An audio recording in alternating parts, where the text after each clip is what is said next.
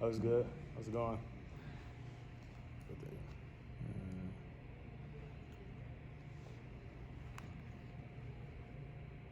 All right, let's go ahead and get started. Anybody trickle in? We're good to go. So, good morning. My name is Stone Pinckney. I'm with Interior Elements, and we're going to talk about how to empower your teams through empathy. Right? So, I chose this picture for a reason.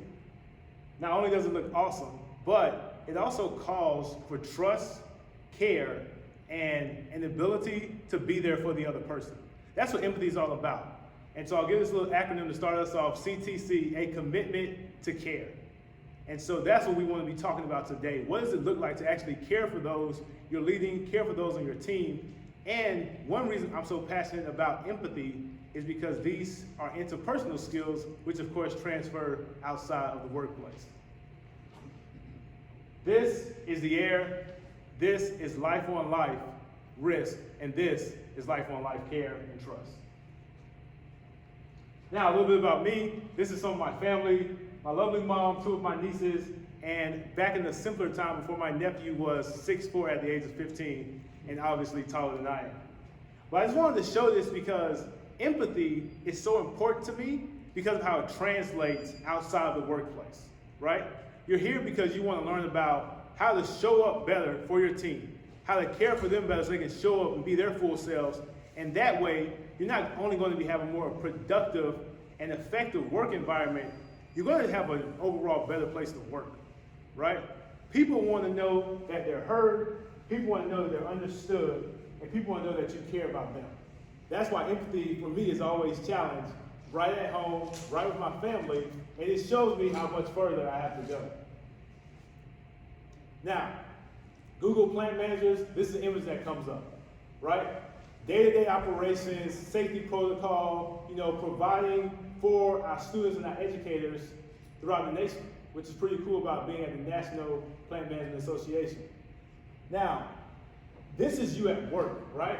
I'm not here to teach you how to do better pest control or COVID-19 precautions, right? There's great workshops on that. You're here because you want to empower your teams. You want to produce more out of your teams, and you do that by showing up differently and by showing up in a way that shows that you not only care about the X's and O's. I might do a couple of sports references because I played football in college, but you care about the Jacob and Joes, right? Not just the X's and O's, but the Jacob and Joes, right? You care about the people beyond what they're doing for you. So that's why you're here. And that's what we're going to talk about today. All right, this is a short video from Brené Brown. She's an author, storyteller, researcher, and she focuses on shame and vulnerability. She has an incredible TED Talk, one of the most viewed online and things like that. But I wanted to show this quick video of her describing the difference between empathy and sympathy.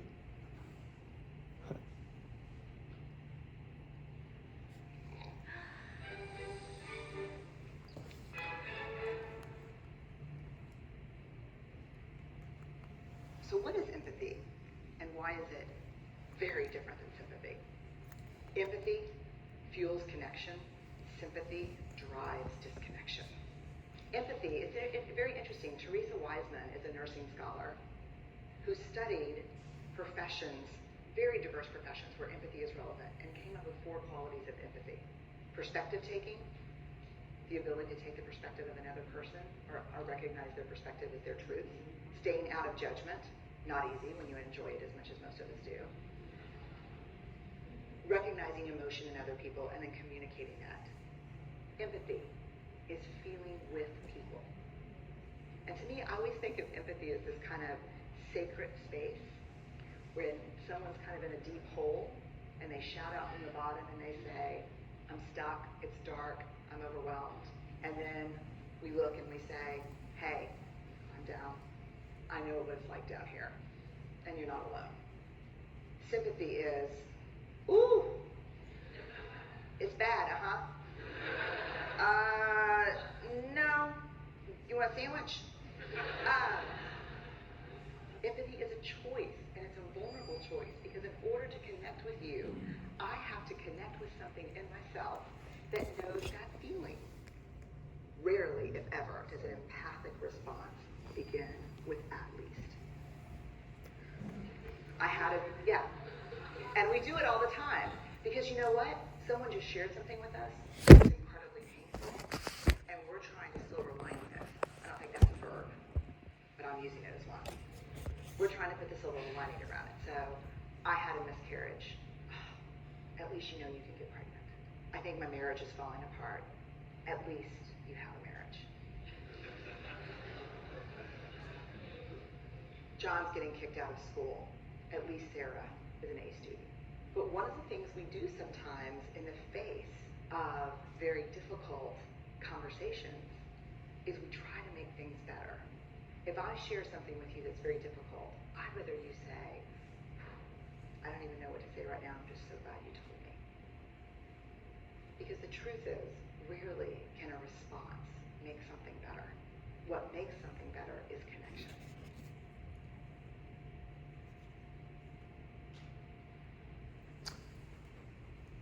Okay, so that video is very eye-opening for me because they say that men often try to solve the problem rather than just listening to what's going on. And so as she ended the video, a response or saying at least isn't the way to go about it. And so I want to give this graphic as well because it talks about how to be sympathetic. Oh, that's too bad, I'm sorry for you, with the ripped teddy bear. Or empathetic is, hey, I'm showing up to help and here's some yarn, right? And I'm here with you. So we want to be there with people, right? People are going to show up differently when they know that you're there with them and you're not just trying to get something out of them. Now, here's obviously the greatest player to ever play the game, Michael Jordan. This is a documentary they did on him. And he took everything personally. After one game, a player said to him, good game, Mike. He took that offensively and decided to scorch them the next day with over 30 points. Whatever happened, he was taking it personally. So empathy is the opposite of that. We don't want to take things personally. We want to realize that people often speak out of their feelings, out of their anger, out of their frustration. We've all been there. So we don't want to be like Michael Jordan and take things personally, but instead try to give people the benefit, right? And thinking, hey, I think they had the best intentions in mind. Or, even when they are mistaken, still trying to be there for that person and show up differently. Empathy is about putting your agenda aside and being there for the other person. I first heard this quote from Teddy Roosevelt, nobody cares how much you know until they know how much you care. A high school football coach taught me this when I became one of his assistant coaches. He said, Stone, I know you know the game, you know how to play it, you know how to coach it, but they don't care about that.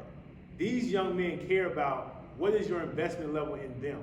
These young men care about how are you going to treat them off the field and at practice, and how are you going to show up in a way that says, hey man, I'm here for you, right? Because that's what you want to do for your team. You want to show up and say, hey, I'm here for you.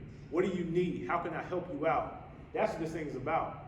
Another thing I want to mention while we're on Teddy Roosevelt, he has another pretty famous quote talking about it's not the critic who counts. It's the man who actually in the arena, whose face is marred by dust and sweat, who doesn't hang with those timid souls who never know victory nor defeat. Why do I mention that? Because the theme here is a celebration of your success. You are essential, right? And so I want you to understand and take away from this, I'm here for you, we're here for you, you're here for each other, and you get to bring that energy back to your team. Because this has been such a trying time.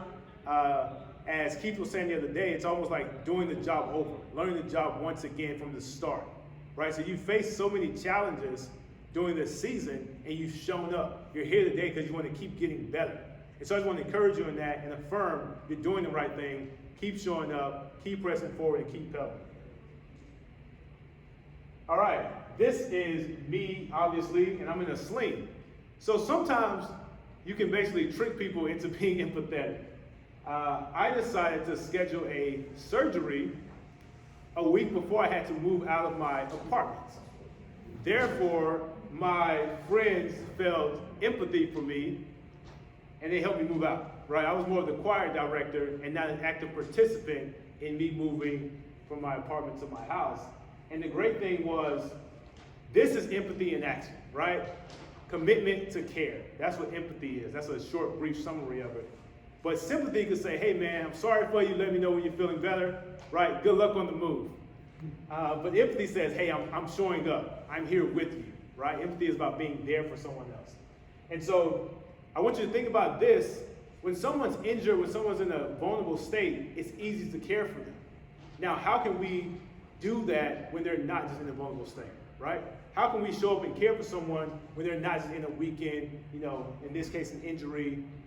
Because you have it inside of you. The thing is, you have to be intentional about pulling that empathetic side out, because it's not a normal human response, adult to adult. Here's another example. This is how I actually began the year 2020. I was in a car wreck. We got rear-ended. A buddy and I, we were going to Chick-fil-A for some delicious milkshakes. So I guess sugar can be dangerous in a couple of ways. But anyway, we get rear-ended, right? And next thing you know, I'm on a stretcher. Everyone's taking care of me. From the EMS team to my buddy calling the ambulance, to me getting to the hospital, the nurses, the doctors, the emergency, the essential workers, the heroes, they're there. Immediate empathy because I'm in this state, right? Once again, we have this inside of us. As soon as you saw this, concern was on your face. Concern was in your heart because you didn't know what happened, right? Another thing I want to mention, I actually work for this company, Stryker. They make these yellow cots. And so it's interesting to be behind the scenes with this product and then using this product in an emergency situation. And so a lot of things you all are going to do are behind the scenes, right? You may not be in front of teachers and students, day in and day out, but what you're doing is so important. And you never know when that importance is going to come to the forefront. So that's paying attention to detail, because this cot wasn't assembled correctly, there's no telling how it could have ended up, right? So I just want to encourage you on that too, like paying attention to detail, being intentional at your job, and just doing the best you can. And so everyone cares about me in this situation, except of course the guy who hit us, because it was a hit and run, so he was not empathetic, he drove away.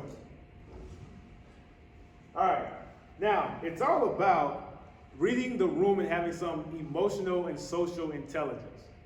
In this picture, I'm meditating, right? So why I have this silly picture up here? It's to just show, because sometimes we can try to be empathetic and be intentional and just really come off as being a little bit too much. And so a quick example, like my buddy, say he's going through something, I was like, hey man, I want to hear about that. No, let's talk about it later, I'm still processing it. I'm like, no man, I'm here for you, like, tell me what's going on.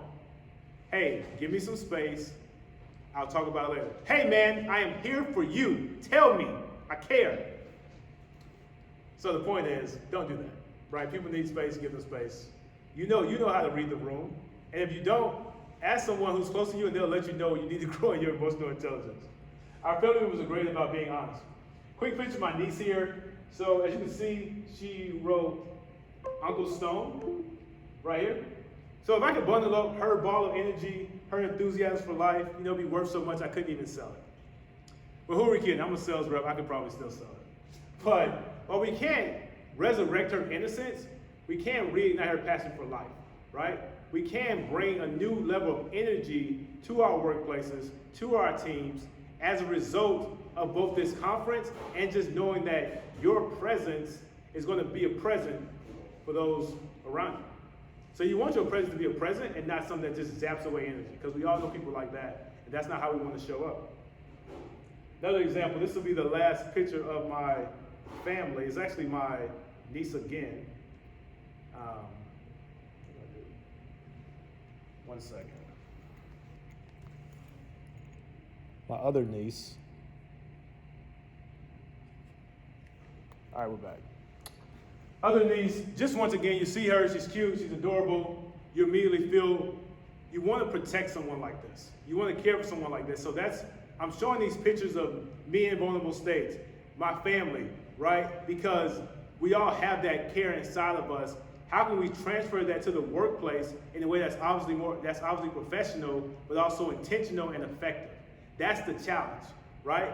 I label this workshop Empathy to empower your team. So that's what you want to do. You want to empower them with care. CTC, commitment to care. My friends make fun of me because all the acronyms are like. So I lived with my grandma for a while. And one thing she would say is, she would have me go get her water. She would just say, Stone, give me hot water, give me cold water, mix it up, X, Y, Z. Why do I have this on here? Because empathy is not like a water dispenser. You can't have it on one day and have it off the next. You can't say, hey, I have empathy for John, but not so much for Susan. I have empathy for my wife, but not for my 13-year-old. You're either trying to be empathetic with everyone you interact with, or you're just not really trying to be empathetic. Now, of course, you're going to have struggles, you're going to have victories and losses, but the goal should be the same. The goal should be to keep growing. All right, here's a hero. I'm going to take this off. Here's a hero of mine, Inky Johnson. He's a speaker to the right. This is Phil Fulmer. He won a national championship at the University of Tennessee. And I have this on here because Inky, he has a lot of speeches on YouTube. It's incredible. But its impact in my life hasn't been because I simply listen. It's because I do things as a result of that. Right? So we're going to do a couple of exercises here to kind of learn some of these empathetic skills. And I want you to take these things away. Write down some notes, take a picture of the screen. Whatever you need to do to actually practice these in your life and not just have this be a few minutes of, in between sessions, right before lunch. Because action expresses priorities. We can all say what's important to us, but our actions actually show what's important to us. How many have made New Year's resolutions and they're already done? I mean, sometimes mine don't make it through the first day of the new year, right? Because I'm not going to do this for the whole year. I'm not, It's like, you know what? 2022 is a really better time to start. There's more twos in there. It's my favorite number. But anyway, the point is this. Action expresses priorities, right? Don't say things are important unless you're being intentional about them. So let's not come to an empathy workshop, empathy session, and not do anything empathetic. So when I call you out and challenge you, get ready for that. All right. So here's a great example. I just looked up empathy in leadership. This is the Prime Minister of New Zealand. So there was an attack on a mosque. And to show unity, women of New Zealand all started wearing headscarves, right? To show that, hey, you can't single us out and you can't attack us and think that it's okay, right? And this is the Prime Minister standing in solidarity with these women, showing unity, showing care, stepping outside of her comfort zone to be intentional with someone else. That's what empathy is about. It's about not just living in your own little bubble, but instead caring for those around you. People look up to you, they need your leadership, they need your guidance, and they need your care. And with that, you're going to bring out the best in them, you're going to bring out the best in yourself, and everyone that way is going to simply win. So everyone needs empathy except this guy. With a population of 1 in Beaufort, Wyoming, you actually probably don't need much empathy. It's just you, right? So he's there, doesn't have much conflict, doesn't have much drama, doesn't also have too many close relationships. And I don't think we need 100 of those, but I do think 3 or 4 would be nice. All right, so here's me lacking empathy. This is Hannibal Buress. He's a comedian and an actor.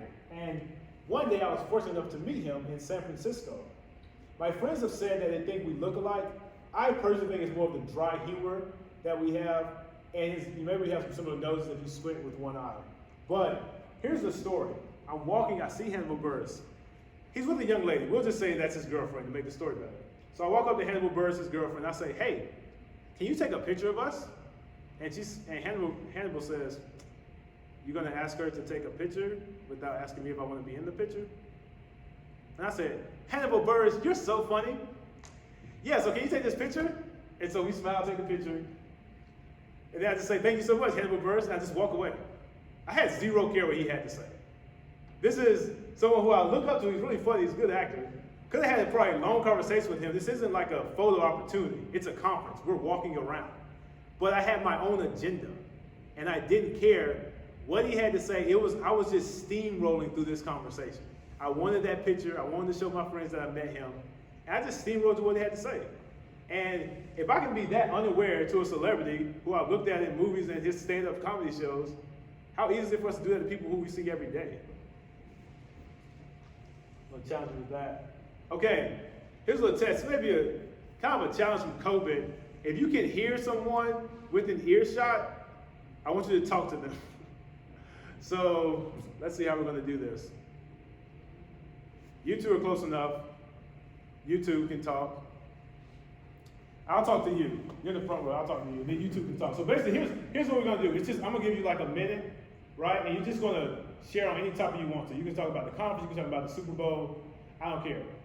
Share for a minute, and then I'm going to stop the clock, and the other person's going to ask questions. So the point of this is very simple. I just want you to get into the rhythm of Listening without talking, right? So that's it. We're gonna start right now. I'm gonna say ask questions. We're gonna ask a question, and then we're gonna go from there. Then we're gonna switch. Any questions on that? Pretty clear. All right, let's go. How was your supper last night? Supper last night was good. We went to the Carolina Steakhouse, and everything was really good. Yes, the whole job. Why did you eat pork chops? Well, we've never been there, and the waitress said that they probably doesn't even want the requested entree. So we ordered one. There's a big ribeye on there that caught my eye, but it was on top of the steak. Do you feel like it was a good decision now? All right, stop. So I got a question. I don't know if I explained it correctly. I heard questions being asked as the other person was talking. Am I correct in that? Were you asking questions as they were talking? Yes, right? So the goal is to not ask any questions. Just listen. All right, good job. I heard some questions over here. I got some questions over here. What about y'all? Just one person talk? One person talks. Okay. So that's what active listening. Active listening I'm just listening everything. So pay attention, withhold judgment, right? Let them share freely. Patience means I'm waiting to speak, right? I'm waiting to speak because I'm listening to what you have to say. I'm not trying to say, oh, this made me think of that. Let me ask this question. Let me ask this question. Just let them keep sharing. And then your body language. Obviously, you guys are doing great with that. Don't be asleep. Restate what they said and then ask the questions. So I'll give you a really silly example. Me talking to myself. Hey man, the other day I was driving down the street and I saw this crazy billboard. And then instead of saying, oh, what was the billboard? You just keep saying, I saw this crazy billboard. And the thing about the billboard was it actually reminded me of, Cracker Barrel, which my boss and I always go to, and it made me think about, hey, what my boss said today? He was supposed to be here. Oh wait, no, I'm supposed to be somewhere. I actually gotta go. That was a dumb example. But the point is, if you cut the person off, you're not actively listening. You're participating. So here's what we want to do, guys. When you're with your team, when you're talking to people and your colleagues and all this, you want them to just share. And then when they're done, one thing I've started to do in my own life, and it's been absolutely phenomenal, I just say, tell me more about that. And they just keep going. It's like they just open up a whole new floodgate of things to say. But if you ask them a question, like if I asked what was that billboard about, that could detract my line of thinking that I was already going there. Right? Am I making sense here? Feel free to ask questions now if I can make things a little clearer. I really want to I really want you to take this away because it's like the number one way to grow empathy is to just actively listen and just be there and just not speak. And it's hard. It takes some training. It takes a while. But once you do it, it'll really pay off. So I want you to drop the other person now. Just let them talk, and I'll tell you when to ask a question. Sound good? All right.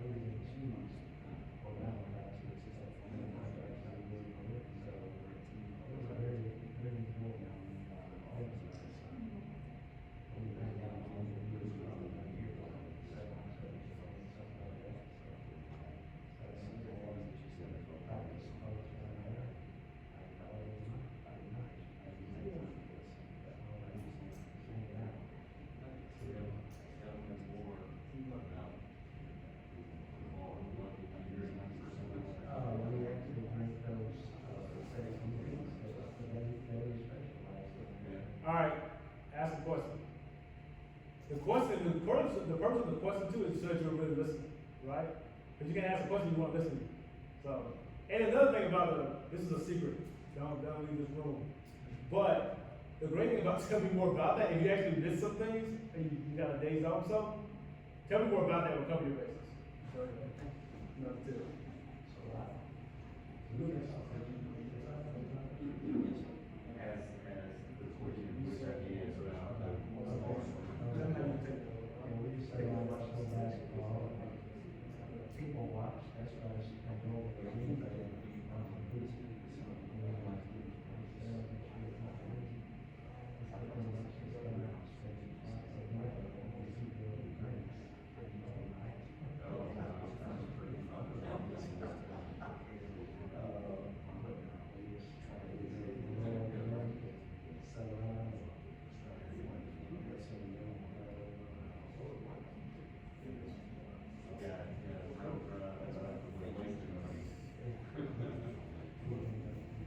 All right.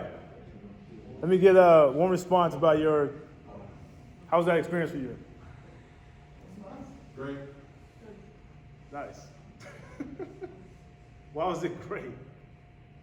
It was just. Yeah, that's what I heard. That's what it seemed like. That's the thing about having a school teacher on the team. She knows how to listen. Oh yeah, that's a good point. Like I used to be a teacher.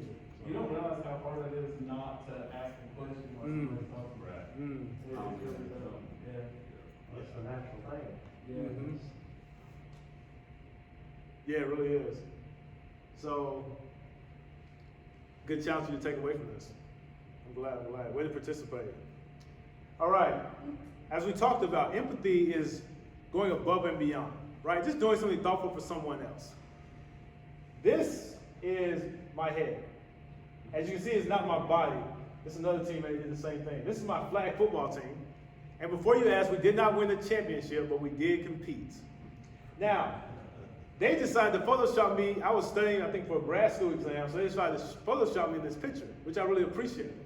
Right? They didn't have to do this. I wasn't there. The game went on. They obviously lost without me being there. But I just really appreciated this. So I just wanted to show another example of empathy, right? Just a simple thought, a simple gesture. Funny, a school teacher, right? I used to be a school teacher. And they would, whenever like certain holidays came, they would give me socks. I still wear those socks today. And that was a few years ago because it just showed them being thoughtful, being caring, and just going above and beyond what they had to do for me. Another place you may be familiar with, it's an incredible grocery store called Trader Joe's. I worked there one summer, and people stay at Trader Joe's for years. Not only because they promote within, they have a great structure there, but they just really care about their employees. I'll never forget, they would feed us, and it was incredible. Not just because the food tastes great, but because they didn't have to do that. You know, this isn't part of my paycheck to get food from Trader Joe's. But it was just really cool, and I really appreciated that. And so you think of ways you can serve someone like that, surprise them in a certain way, right? Go above and beyond to show that you care. Okay, this is Spoderman. Spoderman is a spoof on Spider-Man. As you can see, it says, signs you are a werewolf. One, sometimes you turn into a wolf. It's obviously a silly picture. And the purpose is this. If you want to know if you're growing in your ability to be empathetic, people are coming to you with real problems and real issues. People smile when you're around. People laugh, they lighten up, they joke. And they want to work hard to make you proud. That's how you know that you really connected with this person on a deeper level when they show up in that type of way. This is one of my best friends and my niece. That plane behind us, he actually just flew that plane. So once again, we go to the air for an example of empathy and trust, right? I put my life in his hands. This is my first time on a small plane. Actually, my niece's first time ever flying.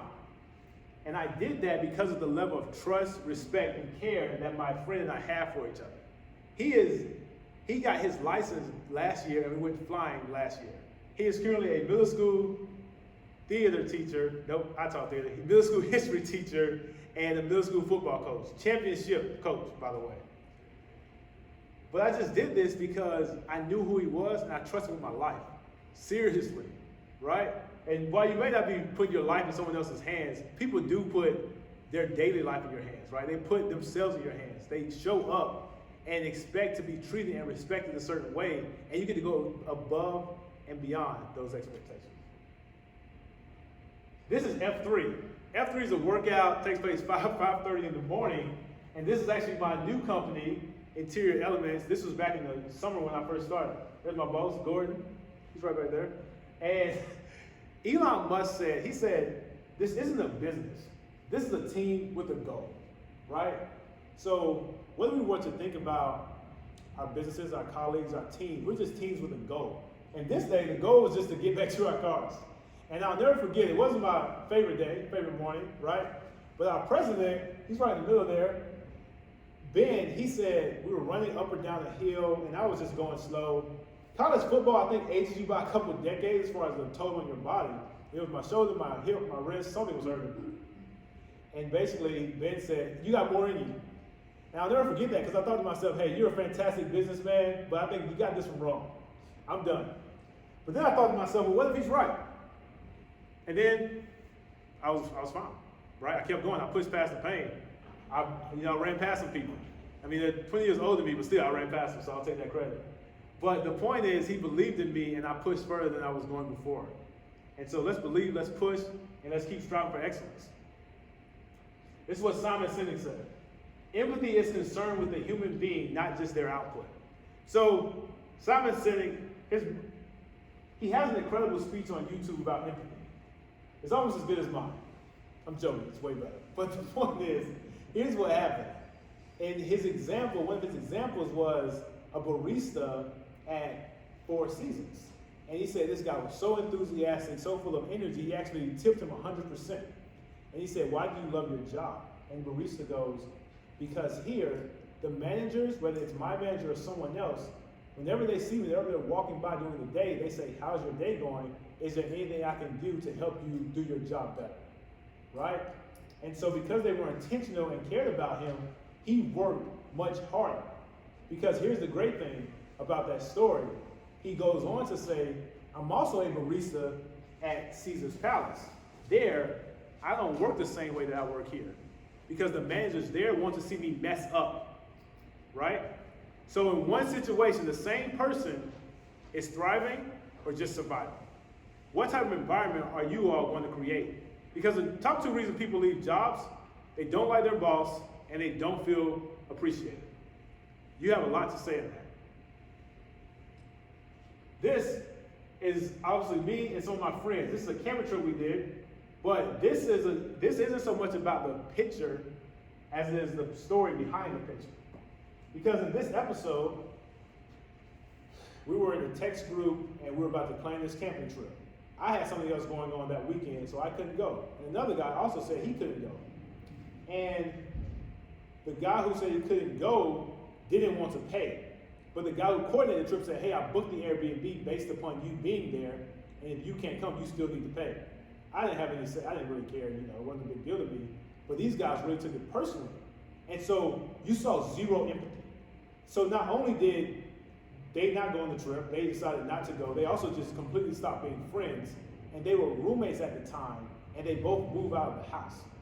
And we're still in the same friend circle, so parties are very awkward because they're on both sides of the house or whatever. But then you think about it, empathy could have played into this and try to look at it from the other perspective, right? Try to put yourself in their position and say, okay, you're in a tough spot financially, let me cover this for you, don't worry about it. We can split it up amongst the rest of us. Or he said, you know what, I committed to this, let me keep my word. Or, hey, I can find a replacement, we'll find a replacement, something, but a friendship over a camping, a few bucks for a camping trip, like that was insane to me. And so I just wanted to show this this picture because not only can empathy, cause friendships in this case, it also cause you to miss out on great adventures because I decided to kind of take it over and, go on the trip ourselves. Here's another picture. And once again, it's the story behind the story. I'm smiling in this picture, but I wasn't that happy.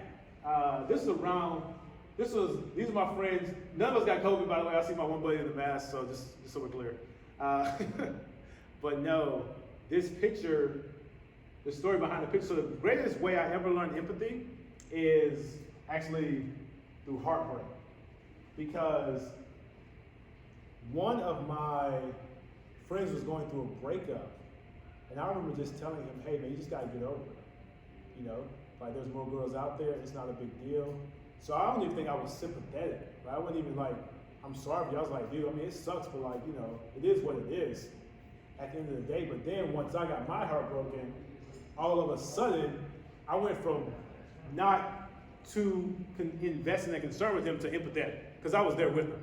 You know, just like that. I was like, okay, now I understand what's going on. Now this makes sense to me, right? So that previous picture I showed you was a holiday party, kind of the last one I was right with my girlfriend. And then she stopped with my girlfriend. So let's not have to get our hearts broken to try to feel what other people feel and try to care for them in that way. Even if you haven't been in that situation, right? Sometimes empathy, people can say, remember a time when you went through this. If you haven't been in that situation, just try to see it from their perspective. And can you talk to that baseball, please? Great throw. I got this baseball at a minor league baseball game last fall with my ex-girlfriend. And so I have it up here today because this baseball means something to me. It doesn't mean anything to you, right? You don't know the girl I dated. You don't know the team that was playing. You don't know any other situation that was going on. So why am I saying that? Because if I go up to someone on your team and I say, great job, or I say, how's your day going? They're going to respond to that, but it's not going to mean that much to them. But when you've been working with them for weeks, months, years, and you say, great job, and you say, how's your day going? How can I be helpful? That's going to mean something. Because what we say matters to the people that matter to us. Okay? What we say matters to the people that matter to us. After my breakup, I decided to get a very empathetic counselor. This is Samuel Jackson from Pulp Fiction. Now, a real movie that actually helped me grow in empathy and understanding I have a full range of emotions was the movie Inside Out. So this is a Pixar movie, and they showed the emotions of a young adolescent girl moving from Minnesota to San Francisco and all the kind of changes she had to go through. And so I'll just highlight these emotions who are characters and everything, but this is fear, anger, joy, disgust, and sadness. Now, the reason why this movie had such an impact on me was being a man, being an athlete. I basically thought I had anger and joy. Those were the only emotions I thought I had, right? When fear or sadness, disgust, anything else came in, I just tried to shove those aside and not even feel those. Anger fueled me on the court, fueled me on the field, and joy is what I try to feel all the time. But that's not a way to live, especially when you're trying to be a fully functioning, empathetic, emotionally attuned adults. Right? So you have to be attuned with your emotions and realize you have a broad spectrum of them, and this is really only scratching the surface. Now, this is an image that is really incredible. So there was someone on the bridge that was about to jump one day. And so 13 truckers pulled up so that the jump would only be 10 feet down. Right? So they saved a life this night because empathy drew them into action. Right? Empathy, like I said earlier, is CTC. You want acronyms, like a commitment to care. So when you care for someone, you're going to do things that are outside of your comfort zone. You're going to do things to be intentional with that person. This is obviously an extraordinary example, but it's an example nonetheless, because while you may not, no one's actually driving an 18-wheeler underneath a bridge, I am asking you to go talk to that employee, talk to that colleague who's going through something. Or go talk to that colleague whose behavior or performance isn't what it used to be. Or if it's better than it used to be, go acknowledge that. There's so many ways we can care for people. There's so many ways we can be intentional. And that's the great thing you get to take away from this. How can you do that for someone else? All right, we have more. Matt, can I have you do a favor, please? Just come sit up here in this front row. You're going to talk to my man from Charleston. And this game, I used to be a teacher, theater teacher. Exercise, you guys are so professional. It's called Roses and Thorns, right? It's like good, bad, winners and losers from ESPN. But basically, 30 seconds, just share a high and a low from the past month. You share, then the other person shares, and then we move on. Sounds good? High and low. All right, start. 30 seconds. I would be,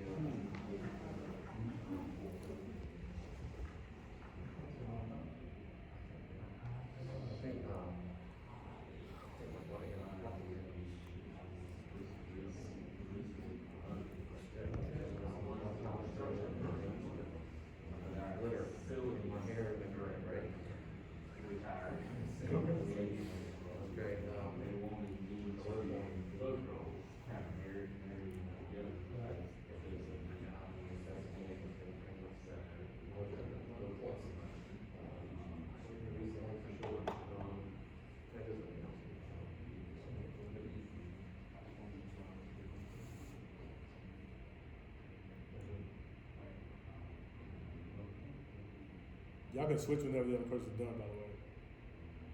Would you like? Are y'all done? Both of y'all share? No, no, I'm listening. Okay.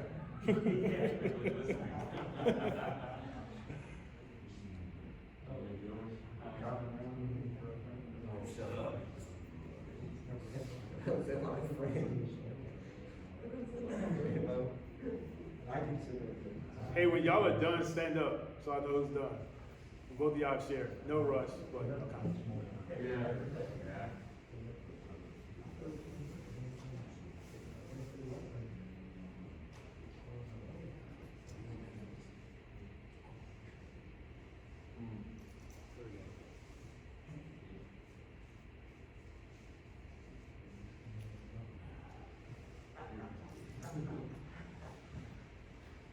Thanks, Coach. All right. Let me get one share. How's that?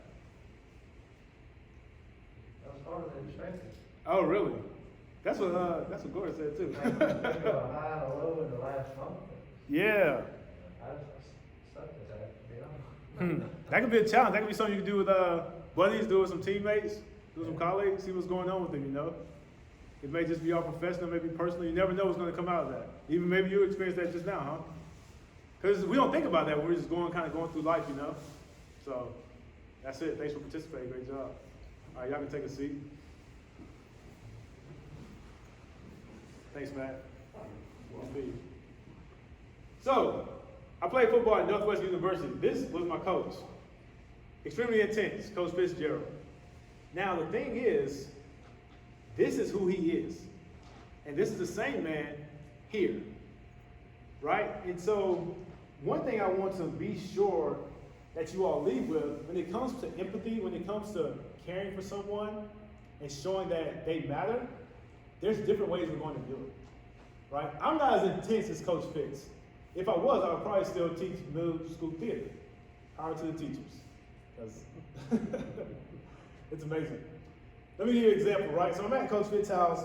One of his sons is running around. He lands on his face or something, and he just starts bawling.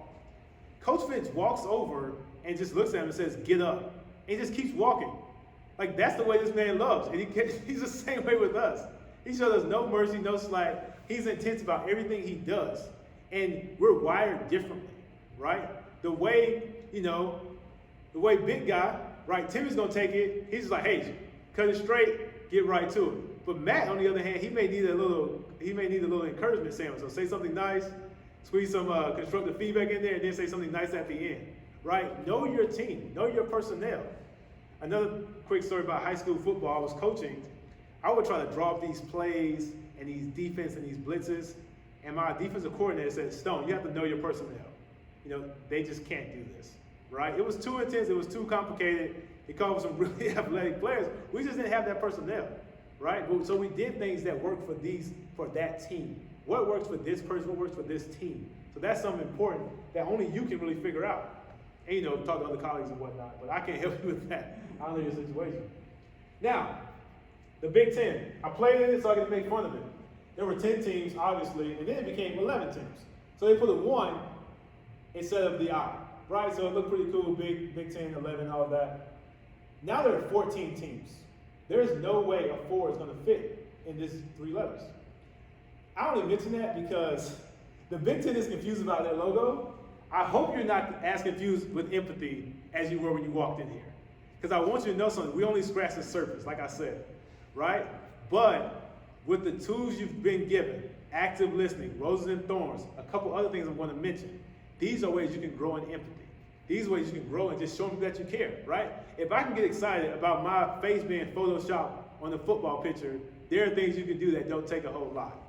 Just show that you were thinking about someone else is the next level. And we're all growing in this. We're all works in progress. Broken crayons still color, right? Broken crayons still color. BCSC if you like acronyms. All right. Here are 5 everyday exercises to build empathy. I'll run through these. Listen actively. We already did that. Explore differences. This could be traveling to a different place, going to different restaurants, spending time with different people, right? Volunteering somewhere. Because when you're spending time with so many different people and you hear so many different stories, you realize man, there's so many perspectives that come into my life and that come into, this world. I want to be more open-minded, right? Empathy begins with being open-minded because someone's way may not be your way, but it doesn't mean it isn't a great way, right? As you are doing these things, as you are putting yourself outside of your comfort zone, it's going to stretch you, right? To be empathetic, we have to be stretched. We can't be living in comfort. Because when this person is going through something hard, it's not natural to want to push into that. But you get to step into that. And they're looking for you to do that. And they're counting on you to do that. And when you do that, it's going to make a dramatic difference. Read fiction. That's another thing. Because once again, empathy is about seeing it from the other person's perspective. And so fiction gives you the ability to do that, right? You're reading about this character's life, their journey, right? You're seeing, wow, I couldn't believe they did it this way. And this is fascinating to me. So pick a fiction book, read it, right? From Hunger Games to Chronicles of Narnia. I haven't read a lot of fiction, but this thing's been challenging me to do that. Now, practice mindfulness. Here's a challenge for you. You want to take something away? I gave you some already. Just sit alone, set a timer on your phone, alone, quiet, 1 minute, 5 minutes, 10 minutes. Work your way up, right? And if you don't want to be completely quiet, there's some great apps out there. Calm is one. It's spelled just like it sounds, C-A-L-M. And another one is, what's the other one? Headspace. Sorry, I just figured you out. The other one is Headspace. So there's 2 apps you can look at when it comes to mindfulness. Headspace and Calm. And then remember your why. Like, figure out a reason why you want to grow in empathy. What led you to this workshop day? Maybe you just met me. Maybe the other room was full, right? But you're here, and I think you took away some stuff. So why is this important to you? Better husband, son, father, mother, spouse, right? Friend, sibling, colleague, worker, teacher, boss, employee, maintenance. Whatever you do, you want to be better at it. So just remember your why. And write it down. At the end of the day, you want to be the kind of leader that you would follow. You guys have blessed me with your time and attention. I do not take that lightly. I hope this was helpful. Anything I can do to be a resource, please let me know. And I wish you the best of luck in your quest to be more empathetic, better leaders. And remember, you're essential. You are essential, and I'm blessed to be honored to celebrate you today. Thanks, y'all.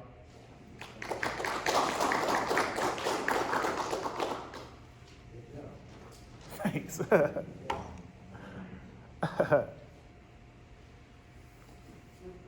Thanks for coming. Well, that's good, thank you, because I said we're always looking for something different. Okay. Probably walk in and expect you to talk about the student learners. Yeah, exactly. Quite the different, and enjoy it. Thanks, man. Glad to hear that. Appreciate it. Thank you so much. All right. Oh, yeah. See you, thank you. Oh, yeah. Great talking to you, too. Thanks, guys. You're welcome. Thanks, y'all. Hey, you got my jump drive? Yes. Good job, man. That's the first part of it, trying to wrap things up there, but, that's good, so I think.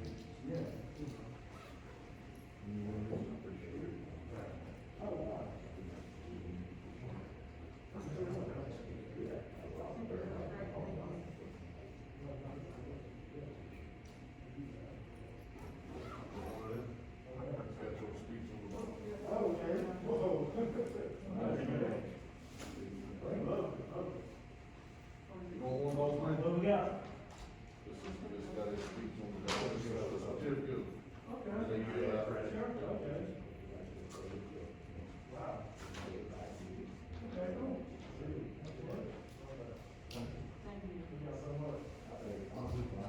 Great job. Oh, okay. Wow. Nice, man.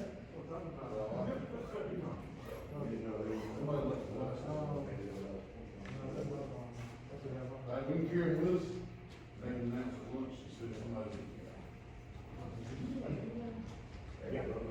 Who got it? Brooks Moore, who's the Director of Facilities and Construction in North Carolina. Oh, cool.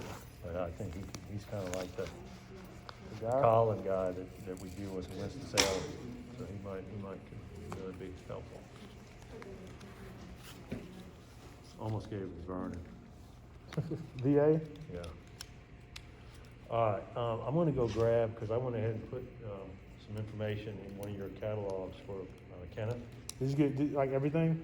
Yeah, so I'm gonna go Cool. grab that, and I'm gonna go grab my luggage, and then let's meet down up front. All right.